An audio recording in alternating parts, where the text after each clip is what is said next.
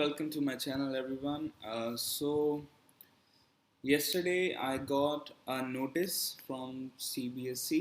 It was circulated all over the internet. So I got the official notice that about the exams of the regarding the board exams of 2021 and 2022 session. So here it reads CBSE DIRACAD 2021, and it was released on July 5th. So the subject is Special Scheme of Assessment for Board Examination Classes 10th and 12th for session 2021 and 2022. So classes 10th और 12th के लिए जो कि अब present session चल रहा है, जो अभी presently class 10th and 12th में है CBSE बोर्ड में. सो लिखा गया है कि COVID-19 pandemic caused almost all CBSE schools to function in a virtual mode for most part of the academic session of 2020 and 2021. Due to the extreme risk associated with the conduct of board examinations during the second wave in April 2021, CBSE had to cancel both its class 10th and 12th board examinations of the year 2021, and results are yet to be declared on the basis of a credible, reliable.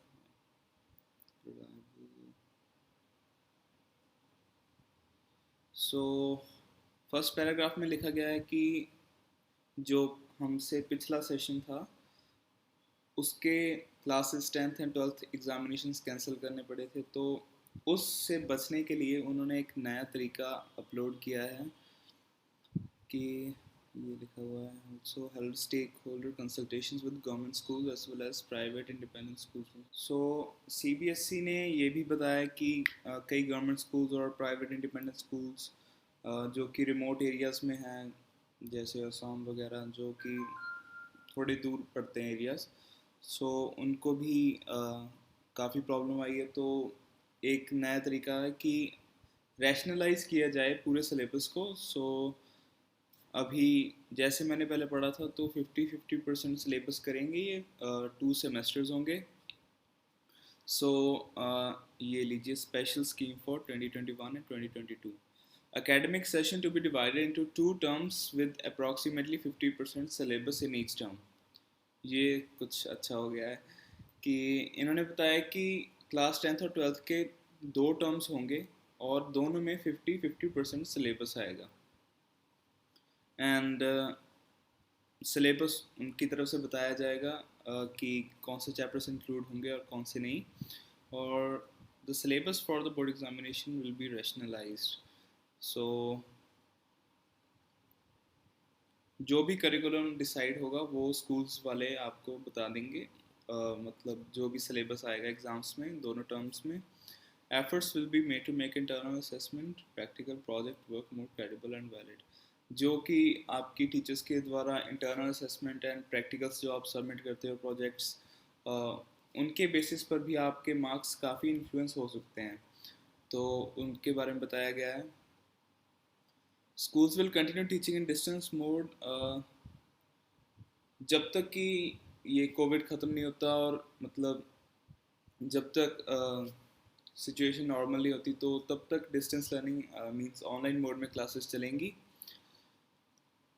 Classes 9th to 10th उसमें 3 periodic test, student enrichment portfolio, and ये सभी आपको school वाले बता ही देंगे.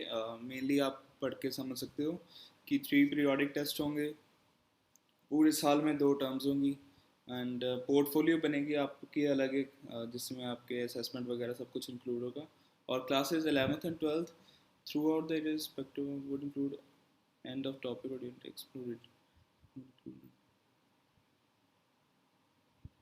इसमें भी probably सब कुछ सेम ही है. मतलब यहाँ पे यूनिट टेस्ट जो करवाए जाते हैं 11th and 12th में, और दोनों टर्म्स में जो भी एक्टिविटीज़ प्रैक्टिकल्स होते हैं उनके बेसिस पर सेम ही है. So schools would create a student profile for all assessment taken over the year and retain their retentions in digital format. तो स्कूल्स को ये ऑर्डर आएगा कि वो एक पर्टिकुलर स्टूडेंट की एक प्रोफाइल बनाए, और सबकी प्रोफाइल बनेगी हर एक स्टूडेंट की, और उस पर असेसमेंट दी जाएगी टीचर्स के द्वारा.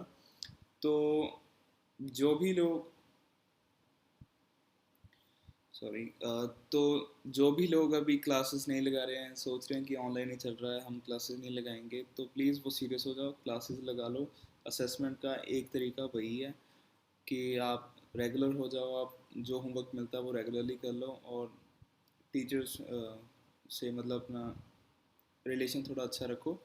और CBSE will facilitate schools to upload marks of, हाँ, CBSE ऑर्डर जारी करेगी कि स्कूल्स को मार्क्स अपलोड करने पड़ेंगे इंटरनल असेसमेंट पे। जो भी इंटरनल असेसमेंट के आपके मार्क्स लगाए जाएंगे टीचर्स के द्वारा, वो अपलोड किए जाएंगे CBSE के IT प्लेटफॉर्म पे। Guidelines for internal assessment for all subjects will also be released along with the rationalized term-wise divided syllabus for the session 2021 and 2022.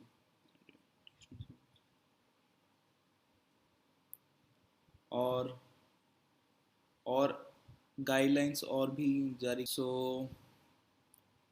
Sample assessment question banks के द्वारा भी असेसमेंट लगाई जाएगी, ये टीचर्स ही बता सकते हैं। सो टर्म वन एग्ज़ाम्स में आते हैं, जैसे कि दो टर्म्स होंगी। तो फर्स्ट टर्म में at the end of first term the board will organise term one examination in a flexible schedule to be conducted between November to December 2021 with the window period of 4 to 8 weeks. जी। तो जैसे ही curriculum हमारा जो first term and होगा, तो first terminal examinations होंगे, जो कि मोस्ट प्रॉबली नवंबर टू दिसंबर में होंगे 2021 में। सो उसमें 4 to 8 वीक्स का विंडो पीरियड रखा गया है कि ताकि जो भी different parts of the country है उनको जैसे कन्वीनियंट लगे स्टेट्स के हिसाब से वो अपना एग्ज़ाम्स कंडक्ट करवा पाएँ। So the question paper will have multiple choice questions, MCQs including case-based MCQs and MCQs on assertion reasoning type. Duration of test will be 90 minutes and so जो first term के exams होंगे उसमें सिर्फ 50% syllabus आएगा और 90 minutes का exam होगा। सो उसमें सिर्फ MCQs आएंगे, ऑब्जेक्टिव टाइप क्वेश्चंस आएंगे, और उसमें एजर्शन रीजन वाले भी आ सकते हैं, केस बेस्ड भी आ सकते हैं, और ऑब्जेक्टिव टाइप आप जानते ही। सो ये काफ़ी अच्छा होगा कि MCQ में इसमें मार्क्स काफ़ी अच्छे आ सकते हैं अगर अच्छे से तैयारी की हो, क्योंकि वो डीप भी जाएंगे। अगर MCQ डालना है तो वो टॉपिक्स के डीप भी जा सकते हैं, तो फिर अच्छे से तो पढ़ना पड़ेगा ही। Question papers will be send by the CBSE to school along with marking scheme. जो क्वेश्चन पेपर्स होंगे वो स्कूल नहीं बनाएगा, CBSE भेजेगी उन्हें। And the exams will be conducted in the supervision of external centre. Yes, तो special invigilators आएंगे, superintendents and observers, जो कि CBSE बोर्ड की तरफ से आएंगे, जैसे पहले बोर्ड एग्जाम्स होते ही थे। The responses of students will be captured on OMR sheets. So जिन्होंने काफ़ी टेस्ट दिए हुए हैं, जैसे मतलब कोई भी स्कूल लेवल नेशनल लेवल का टेस्ट होता था, कोई भी स्कूल में कंडक्ट करवाते थे, तो OMR शीट होती थी जिसमें हमें बॉक्सेस फिल करने होते थे, सर्कल्स फिल करने होते थे, बबल्स। सो उस तरह का टेस्ट होगा और OMR शीट स्कैन होगी, वहाँ से आपके रिजल्ट्स निकलेंगे। और जो टर्म वन एग्जामिनेशन है वो कंट्रीब्यूट करेंगे आपके फाइनल स्कोर के लिए। So coming on to term two examinations, year end examination, जो लास्ट में एग्जाम्स होंगे टर्म टू एग्जामिनेशंस। सो उसमें भी 50% सिलेबस होगा। जो फिर फर्स्टली फर्स्ट टर्म में 50% सिलेबस था वो हो चुका है, फिर उसके बाद जो 50% रह गया वो आएगा।